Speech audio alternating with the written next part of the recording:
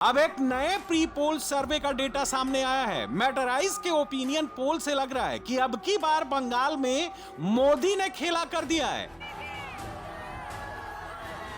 दीदी के किले में सेंध लग चुकी है। 15 साल तक बंगाल की सत्ता संभालने वाली ममता बनर्जी से इस बार सत्ता दूर होते दिख रही है। मोदी बंगाल में सॉलिड कमबैक ही नहीं, जीत के बेहद करीब जाते दिख रहे हैं। मैटराइज के ओपिनियन पोल के मुताबिक इस बार टीएमसी को 140 से 160 सीटें मिलने का अनुमान है। बीजेपी को 130 से 150 सीटें मिल सकती हैं। अन्य के खाते में 8 से 16 सीटें जा सकती हैं। यह वही बंगाल है जहां 2016 में बीजेपी को सिर्फ 3 सीटें मिली थी।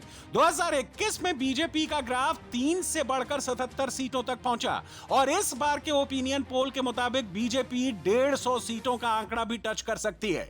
जहां तक वोट शेयर की बात है तो इस बार टीएमसी का वोट शेयर 43%, बीजेपी का वोट शेयर 41% और अन्य का वोट शेयर 16% रहने का अनुमान है। पिछले विधानसभा चुनाव में बीजेपी का वोट शेयर 38.5% था। यानी ओपिनियन पोल के मुताबिक इस बार बीजेपी के वोट शेयर में सीधे 2.5% वोटों का इजाफा हो सकता है।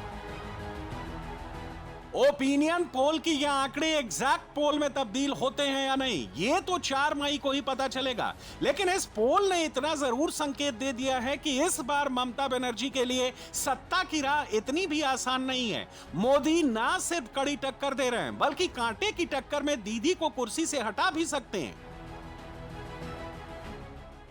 मैं आज हेलीकॉप्टर से उतरा, जो भी वहां साथी रिसीव करने आए थे, मैं नमस्ते करता था और वो एक ही बात बोलते थे, अरे मोदी जी जीत जाएंगे, अरे मोदी जी जीत जाएंगे। हर एक और हेलीपैड से यहां आने तक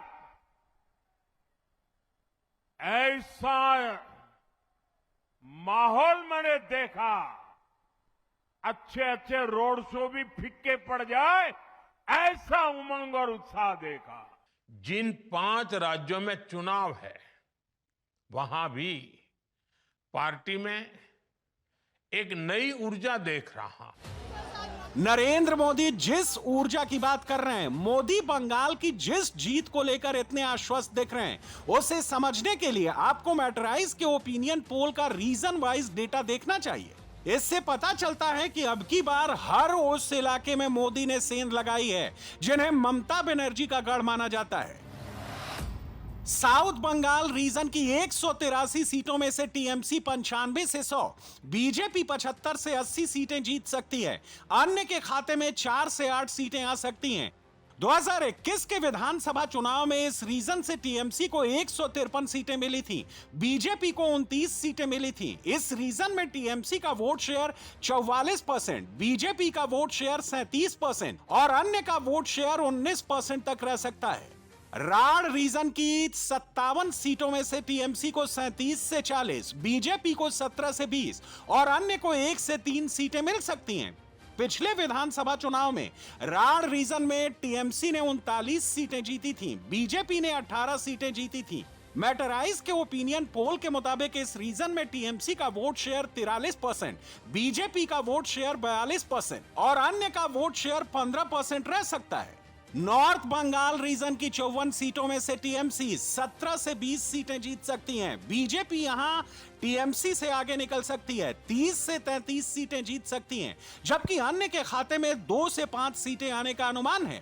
2021 के चुनाव में इस रीजन से टीएमसी को 24, बीजेपी को 30 सीटें मिली थी। मैटराइज के ओपिनियन पोल के मुताबिक इस बार नॉर्थ बंगाल रीजन में टीएमसी का वोट शेयर 40%, बीजेपी का 43% और अन्य का वोट शेयर 17% तक रह सकता है। यानी ओपिनियन पोल से साफ साफ संकेत मिल रहे हैं कि पिछली बार की तुलना में इस बार मोदी ना सिर्फ गैप कम करते दिख रहे हैं बल्कि नॉर्थ बंगाल जैसे रीजन में बीजेपी की सीटें बढ़ा भी सकते हैं और टीएमसी के गढ़ कहे जाने वाले इलाकों में भी सेंध लगा सकते हैं। भागवा लहर, जनता तैयार, टीएमसी जाएगा, ममता जाएगी, टीएमसी खत्म, पूरा खत्म।